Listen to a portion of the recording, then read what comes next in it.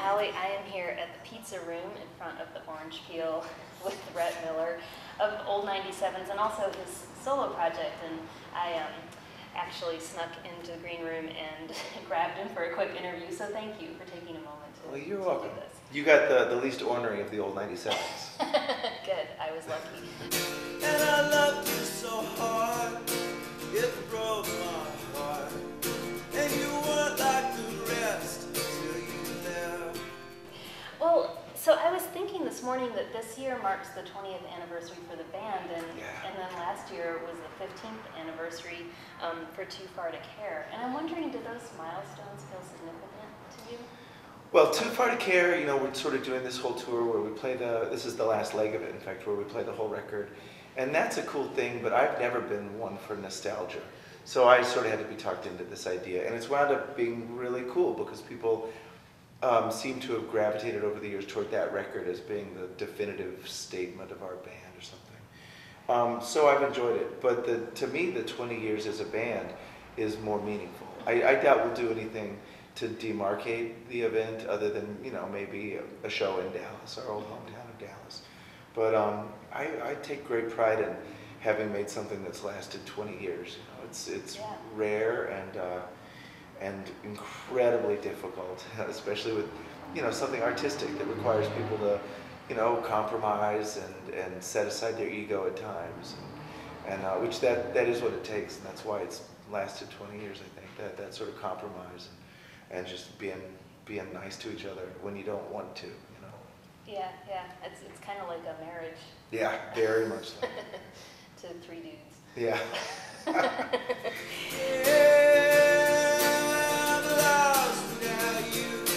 It's all coming to me now.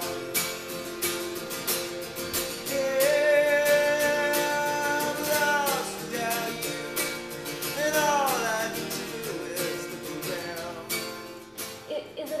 Is it exciting to go back and revisit those songs, or does it ever feel a bit like looking at old high school yearbook photos?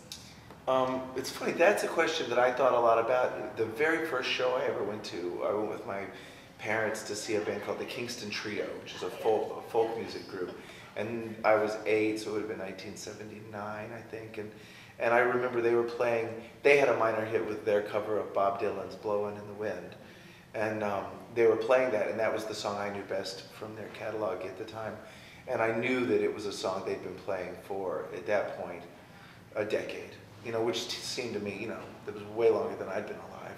So it seemed to me like a long time to have played this one song every night, because I knew that they were expected to play it every night. And so I remember at the time wondering, like, do these guys hate this song? The fact that they are expected to play it, you know, and then the audiences will leave angry if they don't. And I assumed at the time that there was probably some bitterness on their part. And now, all these years I've spent touring, I realize you love that. When somebody wants to hear a song enough to be disappointed if they're not going to hear it. I mean, there's times when, you know, you can feel like the audience thinks that, you know, they have a remote control and you're just a channel change, a thing that they can just, you know, make you do whatever they want. And that gets sometimes a little weird. But I love that there's songs that people want to hear every night. You know, there's a song Question of mine that I've probably done more than any other song. And it's really sweet, man. I really think it's great that it means something to people, because that means the song was a success, you know, regardless of the money it made or the chart position it occupied. That it's the usefulness of a song that I think, for me, measures its success. Oh man, over your sidewalks, mine, chewing on a candlelight. I was walking on a perilous line between too much and just right. You long, narrow street, you've been there for me. You're so much longer now. She's there. Does the art of songwriting still have the capacity to surprise you? Do you feel like you're still learning? It does. I was working on a song last night, and I did something in it that I had never really, nothing that I could even really explain, but it was just a way I'd moved between chords at a part of a song where I never would have done it before. And even that surprised me. And you forget about listening to my friends' records or people, you know, whom I admire. Yeah, there's things that can always pop up. You know, and everything's kind of been done, but you know, there's new combinations of lyrics and new combinations of little chord progressions, and I love it. I really love just the act of songwriting, the craft of it, and I think I'll always enjoy doing it. You know, I hope at some point to segue into a career writing fiction.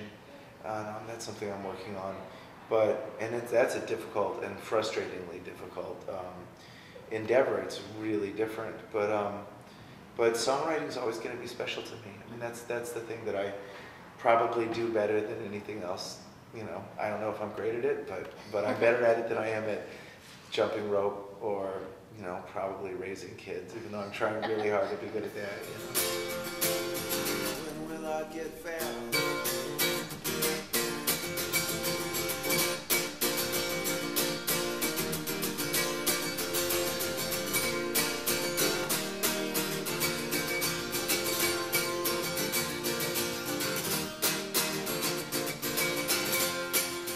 I'm glad you mentioned the fiction, because I've read some of your prose, and I think that makes sense to me as a compliment to the songwriting, but I did wonder if you felt like maybe you had a novel in you, or a full-length nonfiction book, or maybe a memoir. Yeah.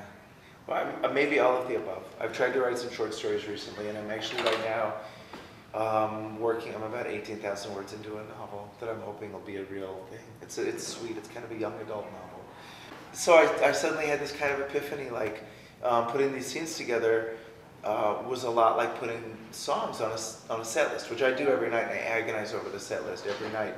And I saw these 12 scenes line up, and I really just felt like I was writing a set list, you know, with a big Sharpie, and I was like, this scene is this song, and this scene is this song. And in a way, that's really what they are. You know, you spend a little time in a moment with these people or this person, and then hopefully something is conveyed that moves the story along. And the same with the set list every night. So Yeah.